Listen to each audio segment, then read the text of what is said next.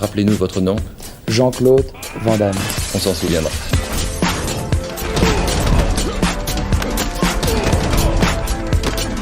Van Damme Express.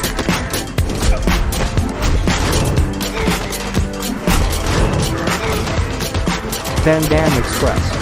Salut tout le monde, vous écoutez Van Damme Express, le podcast qui regarde tous les films de Jean-Claude Van Damme et qui les classe les uns par rapport aux autres. Aujourd'hui, je vais vous parler de Six Bullets, un film de Ernie Barbarash, sorti en 2012. Alors, Ernie Barbarash, on a déjà vu un Assassination Games l'année précédente, 2011, qui a été chroniqué il y a très peu de temps. Il fera d'autres films avec Van Damme, il en fera au moins un autre. Pound of Flesh, La vengeance dans le corps, en 2014, donc une paire d'années plus tard.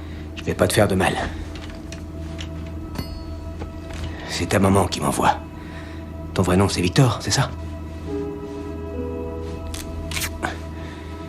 Je vais te sortir de là et te raccompagner chez toi. T'es prêt? On y va. Au casting, Jean-Claude Van Damme, bien sûr, qui joue Samson Gall, donc un ancien militaire qui s'est retiré, qui est devenu mercenaire. Alors là, on vient de vivre en fait en extrait l'introduction du film où on le voit arriver à infiltrer, donc avec un magnifique pastiche de barbe, voilà, qu'en fait il est infiltré, il est client de cette espèce de club en Europe de l'Est où il va voir le gros méchant pour négocier une nuit avec un enfant, mais bien entendu il est là en infiltration pour aller sauver le fils de sa cliente, qui va exfiltrer de cette espèce de grosse maison de manoir perdue dans les bois et gardée par des soldats, un peu toujours comme dans un jeu d'infiltration un peu à la Commando, où vous avez les gardes qui font le pied de grue et qui ont des comportements préprogrammés. Voilà, donc là on est complètement là-dedans. Sauf que ça va pas très bien se passer, il va exfiltrer l'enfant, mais en fait tout va péter parce qu'il va tout faire exploser derrière lui. Et il va y avoir des morts, notamment des jeunes filles, les mineurs, voilà, les esclaves sexuels qui avaient été capturés par le gros méchant, qui vont mourir dans le truc. Et du coup, ça va être un peu descente aux enfers. Les policiers locaux qui vont un peu le désavouer, lui dire d'arrêter ses conneries. Et lui qui va se mettre à boire et à s'enterrer dans une vie solitaire, à devenir boucher dans cette capitale de Moldavie, Kishinev. Essayer d'oublier, mais il va avoir des flashs, il va être hanté par ces visions de ces corps brûlés, jeunes filles qui sont mortes de sa faute. Cette intro, elle se veut, voilà, on est dans un film d'action un peu noir, bien sombre, avec des thèmes bien violents. Ça commence par une grosse bagarre à pied-point avec un couteau qui est plutôt bien orchestré, qui est correct, mais avec des effets numériques un petit peu moche. Je pense aux explosions qui sont assez mal incrustées, aux coups de couteau, au sang numérique qui est bien ignoble. C'est pas terrible du tout. C'est dommage parce que bon, il y a quand même une ambiance qui est posée, les méchants ont une gueule qui vont bien. Je vais parler tout de suite du casting parce qu'on a donc un casting assez correct. On a Joe Flanagan qui est un peu le Scott Adkins d'Assassination Games. Il a un peu le même rôle, donc c'est le père de la fille qui va disparaître. Ça va être le scénario du film, hein. Il y a une autre fille qui va disparaître. Les flics vont pas être trop efficaces parce que en fait tout le monde est pourri. Il y a une bonne partie du ministère de la Défense qui est dans le coup. Les parents de la petite vont pas avoir d'autre choix que de recruter Samson Gall, donc Jean-Claude Van Damme. Joe Flanagan, il joue un champion de MMA, donc plutôt physique, et puis ça va être un peu le sidekick de Van Damme, mais pas vraiment au niveau. Alors au niveau acting, c'est correct, hein. Joe Flanagan, on l'a vu dans Stargate Atlantis. Il est épaulé par Anna-Louise Ploman, qui joue sa femme, Monica Faden. Donc elle, on l'a vu aussi dans Stargate. C'est aussi beaucoup d'acteurs de séries. Leur fille, donc Charlotte Beaumont. C'est un casting qui est vraiment correct. Alors, comme Van Damme est coproducteur, on va retrouver également Chris Van Damme, qui joue donc son fils dans le film, qui joue donc un gars de l'ambassade des États-Unis et qui va le mettre en contact avec les victimes. Et également sa fille Bianca Brigitte Van Damme, qui jouait dans Assassination Game, elle jouait donc une femme qui était dans le coma pendant tout le film. Là, elle joue une assistante des méchants qui prend en photo et qui en fait fait du repérage à la sortie de l'aéroport. Ça ressemble un peu à Taken, hein, donc, et qui va kidnapper la fille qu'on va chercher pendant tout le film. Après cette intro, on retrouve Van Damme donc à Kishinev, ce couple qui arrive et qui se prépare donc c'est surtout Andrew Faden qui se prépare à son combat qui va avoir lieu dans quelques jours. Donc il arrive à l'hôtel avec sa famille, mais très rapidement sa fille disparaît d'abord dans un premier temps, puis on découvre, il se rend compte qu'elle a probablement été kidnappée, et toute l'enquête qui va mener notamment avec Samson Gall le mène un un trafic d'esclaves sexuels, de trafic de mineurs qui sont mis dans un réseau de prostitution, et donc là on est dans un milieu extrêmement violent.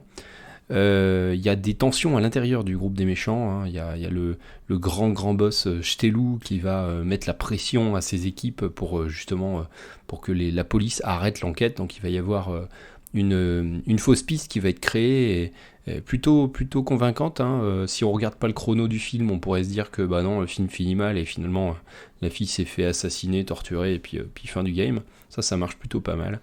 Et finalement, les méchants vont tenter d'éliminer Samson Goal et les parents.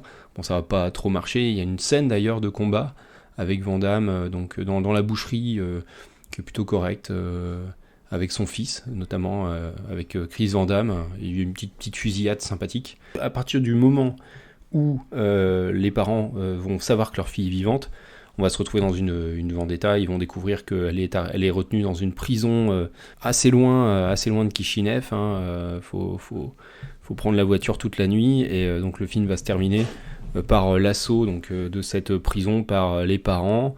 Van Damme qui vont être surarmés à coups de lance-roquettes de mitrailleuses, et les méchants vont être assez nombreux, hein. Il y a plusieurs trios de méchants, on les voit jamais très très nombreux, je pense, c'est un peu toujours les mêmes comédiens, et qui vont défendre cette prison.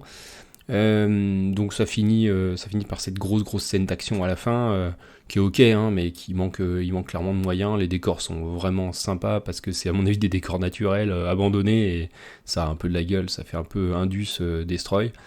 Il y a une scène, je trouve, qui fait bien monter la tension, c'est quand on retrouve la fille qui est détenue dans ces espèces de couloirs. Il y a toute une scène où elle va avoir quelques minutes toute seule d'inattention pour s'échapper, essayer de passer un coup de fil. Tout ça, c'est plutôt bien maîtrisé, je trouve, en termes de tension et de mise en scène. On est un peu tendu pour elle. Donc ça, c'est un peu à mettre au crédit du film. Bonjour, c'est Becky, dites-moi un truc sympa. Becky, rentre immédiatement à l'hôtel et rappelle-moi pour me dire que tu as bien eu mon message. Il y a longtemps qu'elle est partie ? J'en sais rien, j'étais sous la douche il y a 10 minutes environ. Elle sait qu'elle doit pas faire ça. Oh, elle va revenir dans une minute. Il y a une machine à glaçons à cet étage. Je sais pas. Je vais aller jeter un œil. Écoute, ces gens ont besoin de toi, tu comprends ? Les flics n'ont rien, les descentes ne donnent rien, les vrais pourris sont protégés. Et ton copain, l'inspecteur, il a la délicatesse d'un éléphant dans un magasin de porcelaine. Et bah toi, t'as qu'à la chercher. Je peux pas m'occuper officiellement de cette affaire. J'ai pas ta flexibilité, ni ton talent. Je peux rien faire, et tu le sais. C'est une gamine de 14 ans. Elle a disparu depuis plus de 24 heures. Papa, il y a plus une seconde à perdre maintenant. Elle a besoin de toi, t'entends ? Et toi, t'as besoin de ça. Je t'ai dit non. Reste en dehors de ça. Ça t'amuse de voir des gens mourir ? C'est ça ? Ça t'amuse de voir des gens mourir ? Si je voulais de la psychologie de bazar, j'appellerais ta mère. Écoutez, ma fille est en danger quelque part. Je vais pas rester planqué là à attendre qu'elle revienne. Je peux pas veiller sur vous et en même temps chercher votre fille. Vous savez vous servir de ça ? Non. Je sais tirer. Mon père était dans l'armée. Il se trouve que c'est Sheikh Mohammed Al-Kabiri. C'est le principal financier de l'armée soudanaise rebelle. À cause de l'embargo, son approvisionnement en armes est compliqué. Alors, si ça te gêne pas d'être payé en minéraux ou en diamants tachés de sang, le contrat s'élève à près d'1 milliard. Peut-être même plus. Et Stelou veut décrocher le contrat. Ouais, il reste tout l'ancien arsenal soviétique à vendre. Et en plus, c'est une façon de créer des emplois ici, dans le pays. Qu'est-ce qu'elle vient faire là-dedans, la gamine ? Al-Kabiri est un collectionneur. De filles ? De vierges. Il paraît qu'il a un faible pour les blondes. Les blondes américaines. Plus elles sont jeunes, mieux c'est. Donc Stelou... Il essaie d'amadouer le chèque. Et pour ça, il lui fournit ce que personne d'autre ne peut lui fournir. Et pour qu'on arrête les recherches, ils font croire que Becky est morte. Exactement. Maintenant, on fait quoi ? Allô ? C'était le joli doigt de votre fille, monsieur Fedel. Si vous ne m'amenez pas Tania dans 4 minutes, je lui coupe les nichons. Non ! Oh, et une dernière chose. À 6 mètres d'où vous êtes caché, il y a une caméra de sécurité. Dites au boucher d'approcher que je puisse le voir. Sinon, on ne négocie pas. On en arrive à donner des notes, à parler des qualités artistiques du film. Donc c'est pas un film à grands moyens, on est dans une période où il enchaîne un peu les directs ou DVD, et puis c'est pas un film qui a de grandes ambitions. Au niveau de l'histoire non plus, il a pas énormément de choses à raconter, il est en Europe de l'Est, donc il refait un truc à base d'esclavagisme sexuel. Bon, le titre du film c'est un peu de l'esbrouf, Six Bullets. Il y a un texte défilant au début qui explique que l'esclavagisme moderne est super prospère et que la vie d'enfant s'échange contre 6 balles de revolver. Donc c'est un peu un titre choc par défaut, un peu nul. Alors il y a une volonté de bien faire, je vous ai dit, il y a un casting qui est plutôt correct, il y a une tension qui existe, on se retrouve quand même devant un téléfilm. Ouais, c'est pas du grand cinéma. On passe pas un mauvais moment, il y a un truc un peu polar, c'est pas un nanar, c'est complètement interchangeable, notamment avec Assassination Game, et je pense qu'il y en aura d'autres comme ça, The Hard Corps, enfin c'est des films qui sont complètement oubliables, j'ai un peu tendance à mélanger les intrigues, même quelques jours après avoir vu les films. Donc je lui ai mis un 4 pour Six Bullets au niveau artistique. Au niveau bagarre, je lui ai mis 5. Alors il y a une volonté de rythmer le film avec des bagarres qui sont assez correctes. La photo est pas terrible. Les effets numériques, je vous ai dit, incrustés avec le sang, c'est pas génial non plus. C'est plutôt bien rythmé, bien monté. Voilà, il y a des acteurs compétents en bagarre. Dès qu'on commence à avoir des fusillades, c'est un peu plus compliqué, mais dès qu'on a des choses au corps à corps, il y a un peu de présence, les acteurs sont là. Voilà, j'ai mis 5, c'est pas ignoble, pas mal. Pour le bonus Jean-Claude Van Damme particulier, on est à 4,5, je l'ai classé sous Universal Soldier, au-dessus de The Hard Corps. Donc pour moi on est moins bien qu'Assassination Game qui proposait notamment au niveau des bagarres quelque chose d'un peu plus solide. Mais c'est l'année d'après, donc peut-être que c'est le gap qu'il a fallu, le temps qu'il a fallu pour apprendre 2-3 trucs et améliorer le modèle, voilà. Voilà pour Six Bullets, donc il nous reste un Ernie Barbarache, j'espère qu'il va encore s'améliorer, c'est 2-3 ans plus tard, donc on l'espère parce qu'on est quand même plutôt dans le bas du classement, hein, c'est pas génial. On est fin août, on a eu un été assez terrible au niveau des températures, ça me permet de ressortir ce petit bout d'interview datant de 2010 où Van Damme parle très brièvement de l'eau. Beaucoup de monde se sont foutus de lui à l'époque et je crois qu'aujourd'hui on la regarde pas du même œil, voilà. Moi quand j'étais jeune,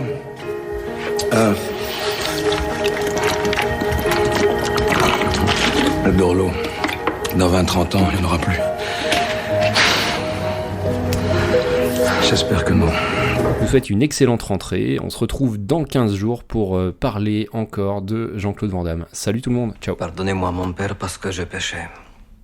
Il y a maintenant un sacré bout de temps que je ne me suis pas confessé. Et je me demande, est-ce que Dieu pardonne vraiment même nos crimes les plus horribles? Dieu peut-être. Moi pas.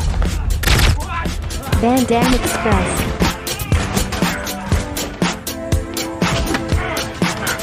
Van Damme Express. Van Damme Express.